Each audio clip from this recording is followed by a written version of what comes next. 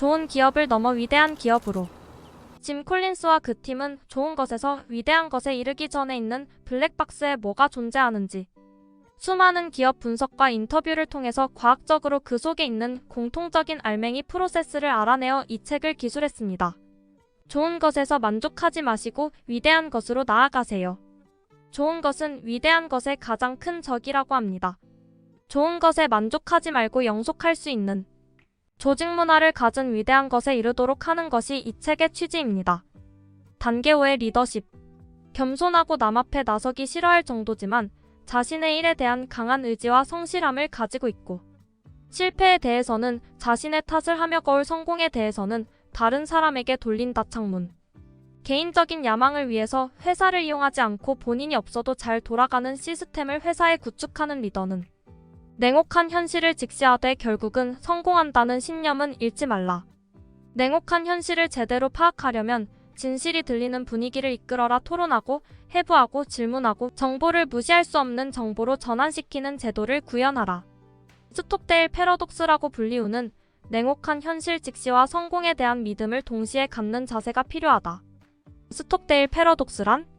미국 베트남 전쟁 때 대부분의 미국 장교 포로는 죽었는데 스톡데일 장군은 8년간 온갖 고문을 당하면서 결국 살아서 고국의 품으로 돌아가서 영웅이 되었다고 합니다. 기자들이 어떻게 그 모진 고통을 참을 수 있었느냐고 물었더니 스톡데일은 다른 포로들은 너무 낙관적인 예상을 하면서 자신을 위로했지만 자신은 현실을 직시했다고 합니다.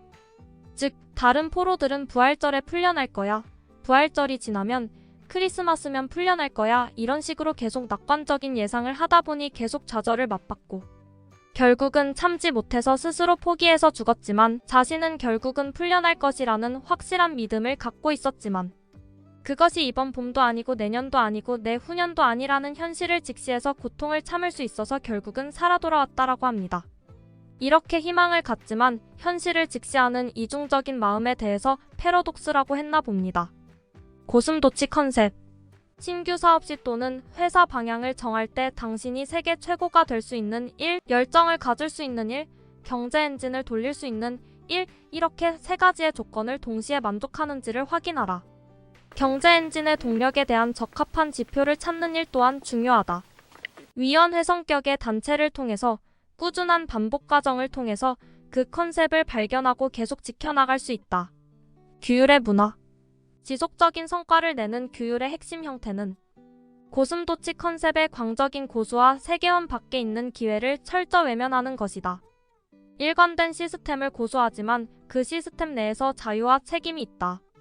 그만둘 리스트가 할 일 리스트보다 중요하다. 플라이휠과 파멸의 올가미. 좋은 회사에서 위대한 회사로의 도약이나 갑작스런 혁명은 없고 한 방향을 향해 플라이휠을 돌려서 계속 축적된 그리고 가속도가 붙은 결과이다. 극적인 결과가 아니라 누적의 결과이다. 지속적인 전환은 축적과 돌파에 이르는 상승작용이 있다. 인수 등을 통해서 곧바로 도약하려는 곳은 실망스런 결과와 일관성 부재로 결국은 실패에 이르렀다. 주요 주장. 뉴컨은 사람이 가장 중요한 자산이라는 옛 격언을 거부했다. 좋은 회사에서 위대한 회사로의 변환에서는 사람이 가장 중요한 자산이 아니다. 적합한 사람이 가장 중요한 자산이다. 지속적인 전환은 축적과 돌파라는 예측 가능한 패턴을 만든다. 크고 무거운 플라이휠을 밀 때처럼 처음에는 움직이는데 조차도 많은 노력이 들지만 오랜 기간에 걸쳐 일관된 방향으로 계속 밀다 보면 플라이휠이 추진력을 쌓아가 결국엔 돌파점에 도달하게 된다. 경영과학의 불변의 법칙 중 하나인 패커드의 법칙. 어떤 회사도 성장을 실현하고 나아가 위대한 회사를 만들어갈 적임자들을 충분히 확보하는 능력 이상으로 수입을 줄곧 빠르게 늘려갈 수는 없다. 사람을 엄격하게 판단하기 위한 3가지 실천 지침. 1. 의심스러울 때는 채용하지 말고 계속 지켜보라. 2. 사람을 바꿀 필요가 있다는 것을 알게 되면 즉시 실행하라. 누군가를 빡빡하게 관리할 필요를 느끼는 순간 채용의 실수를 범한 것이다. 최고 인재들은 관리할 필요가 없다. 물론 지침을 주고 가르침을 주기는 해야 한다. 3. 최고의 인재를 문제가 가장 큰 곳이 아니라 기회가 가장 큰 곳에 배치하라. 창업에서 수성까지의 4가지 핵심 개념. 1. 시간을 알려주지 말고 시계 만들어 주기 단시일에 성과를 내는 답을 제시하기보다는 오랜 세월 관통할 수 있는 조직과 시스템을 만들어서 그들이 문제를 풀 수 있도록 해야 한다. 2. 그리고의 천재 수많은 차원의 양극단들을 동시에 끌어안아라. 3. 핵심 이념, 핵심 가치, 비전 등과 핵심 목적, 근본적 존재 이유를 결정 내리고 사람들을 고무하는 원칙으로 오랜 기간 조직 전체에 스며들게 하라. 4.